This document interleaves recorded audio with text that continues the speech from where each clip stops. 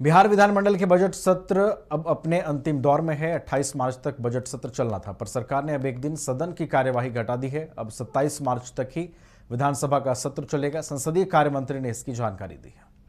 महोदय, सभी दल के नेताओं से विमर्श के उपरांत 17वीं बिहार विधानसभा के चतुर्दश सत्र की शेष अवधि में कार्यों का निपटारा निम्न रूप से किए जाने पर सहमति बनी है।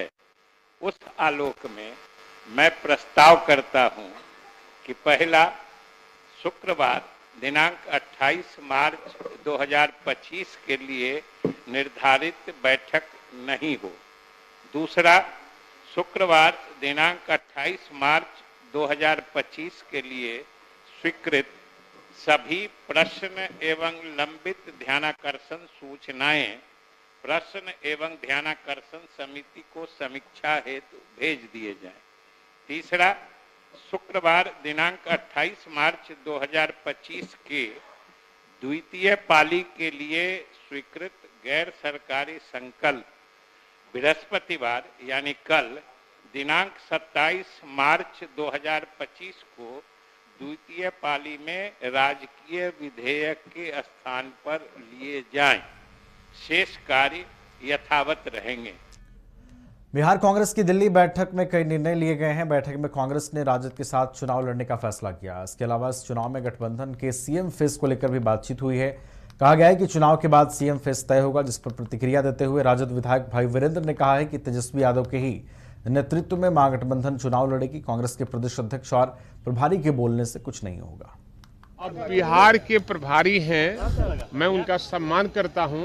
उनका ऐसा कोई बयान नहीं आया है और ये हमको लगता है कि मोदी मीडिया और गोदी मीडिया इसको उछाल रही है ज्यादा। और नहीं, जब हम नेता, मैंने कहा ना कि नेता राहुल गांधी जी हैं, सोनिया गांधी जी हैं, और उनका जब निर्देश पहले ही हो चुका है और महागठबंधन के शीर्ष नेतृत्व ही तय कर दिया है कि तेजस्वी प्रसाद यादव के नेतृत्व में महागठबंधन के चुनाव होगा और मुख्यमंत्री तेजस्वी यादव को ही बनाया जाएगा। ये क्यों कह रहे हैं कि समय आने पर तय होगा? समय आने पर तय होगा। ये हम उनके साथ हैं और उनके हर आंदोलन के, ये बीजेपी वाले हिंसा फैलाने वाले लोग हैं, नफरत पैदा करने वाले लोग हैं, देश की आजादी के दिनों में अंग्रेजों का साथ देने वाले लोग हैं और आज कह रहे हैं कि हम हिंदू कहाँ हैं।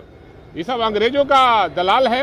नाथूराम गोडसे के खानदान है और नाथूराम गोडसे ने महात्मा गांधी की हत्या किया, सब जानते। वक्फ संशोधन विधेयक को लेकर विधानसभा के बाहर खूब हंगामा देखने को मिला, जहां भाकपा माले विधायक महबूब आलम ने कहा कि प्रधानमंत्री नरेंद्र मोदी मुसलमान पर हमला करवा रहे हैं और मुसलमान की संपत्ति छीन रहे हैं। इसके साथ ही उन्होंने कहा कि मुसलमान को लेकर जो केंद्र सरकार घोषणा करती है उस पर कोई ध्यान नहीं दिया जाता।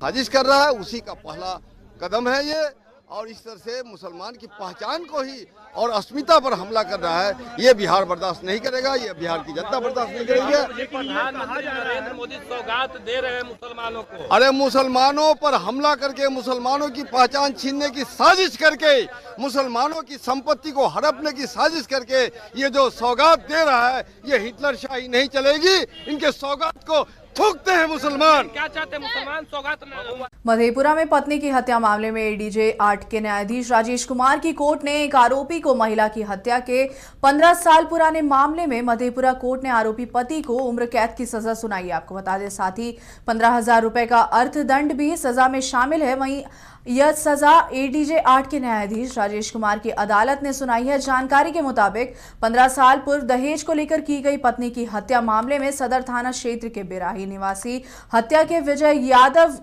आपको बताते चले, ने अपनी पत्नी की हत्या कर दी थी। इस मामले में अपर लोक अभियोजक नूर आलम ने बताया कि शादी के 1 साल बाद से ही ससुराल पक्ष अपनी बहू को प्रताड़ित करने लगे थे और बाद में मृतका पूनम के पति विजय कुमार यादव और परिवार के लोगों ने इलाज के बहाने बहन को कहीं ले जाकर हत्या कर दी और साक्ष्य छुपाने हेतु शव को छुपा दिया। इस मामले में अभियोजन पक्ष की ओर से 8 गवाहों का प्रशिक्षण करवाया गया।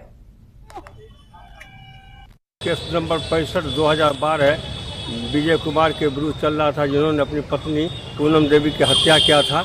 उसी संबंध में यहाँ केस न्यायालय में दर्ज किया गया था और कल उनको सजा सुनाया गया। 302 के अंतर्गत लाइफ इम्प्रिजमेंट और 10,000 रुपया जुर्माना, सश्रम कारावास और 201 के अंतर्गत 5 साल की सज़ा और 5,000 रुपया अर्थदंड दिया गया था। और नहीं देने पर 6 महीना का और सज़ा उनको होगा इस मामले में।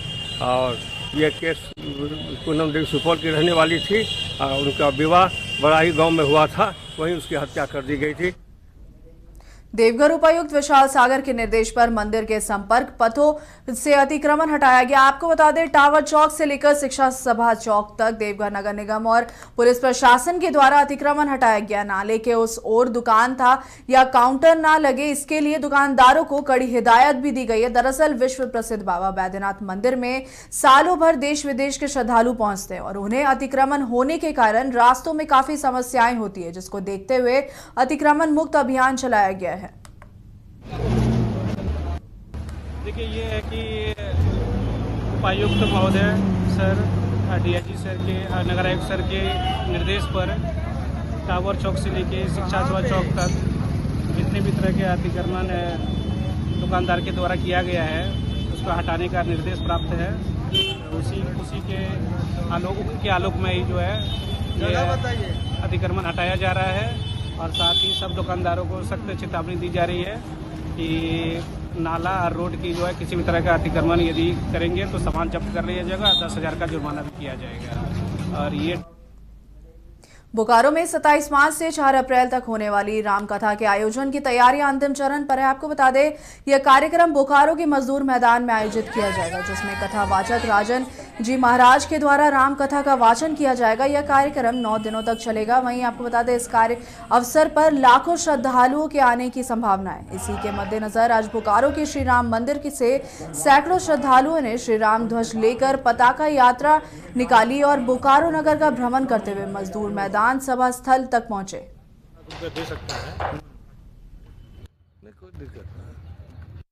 जय जय जय जय सिया राम। राजन जी का बोकारो आगमन बोकारो वासियों के लिए एक बहुत ही बड़ी उपलब्धि भी है और ये डेट आज नहीं 2 साल पहले ली गई थी। श्री प्रेमचंद जी हैं हमारे रांची के, उन्होंने ये डेट लिया था और ये आज ये दिन साकार हो रहा है। इतने साल बीत गए, महीने बीत गए और ये दिन आज खड़ा है। कल से अमृत वर्षा होगी महाराज जी के श्रीमुख से और पंडाल आप ऑलरेडी देख रहे हैं कि क्या भव्य तैयारियां की गई है। और बोकारो वासियों का, सारे बोकारो वासियों का सादर आमंत्रण है कि ज़्यादा से ज़्यादा लोग आके इस कथा का लाभ उठाएं और इस यज्ञ में अपनी आहुति से वंचित ना रहें। जरूर आके लाभ उठाएं।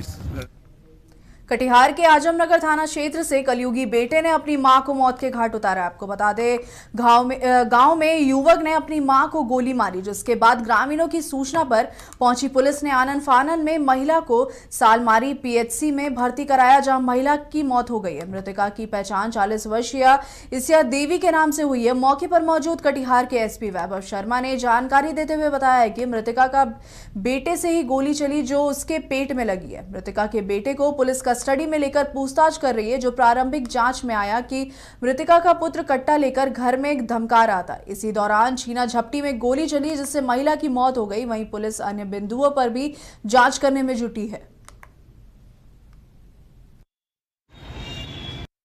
इनका नाम मतलब ऐसी देवी है, ये मेरी भाभी लगती है और ये घटना का तो हम लोग को भी पता नहीं है सर, कौन आके कैसा मतलब क्या क्या है। घर में बैठी हुई थी और यही मतलब कि सूचना से मतलब ग्रामीण को पता लगा, ग्रामीण दौड़े आए और यही सूचना से पता नहीं अब ग्रामीण द्वारा ही कि किसी और अन्य द्वारा प्रशासन, पुलिस प्रशासन को खबर किया गया। पुलिस प्रशासन आया, उसके बाद में मतलब कि पुलिस प्रशासन बोला कि सदर हॉस्पिटल इसको लेके जाइए पोस्टमार्टम के लिए, उसके बाद में इसका जांच पड़ताल होगा। कैसे हत्या हुई थी सर? ये गोलीकांड हुआ है, बाकी पता नहीं है कौन व्यक्ति मारा नहीं मारा। उसका कितना उम्र होगा?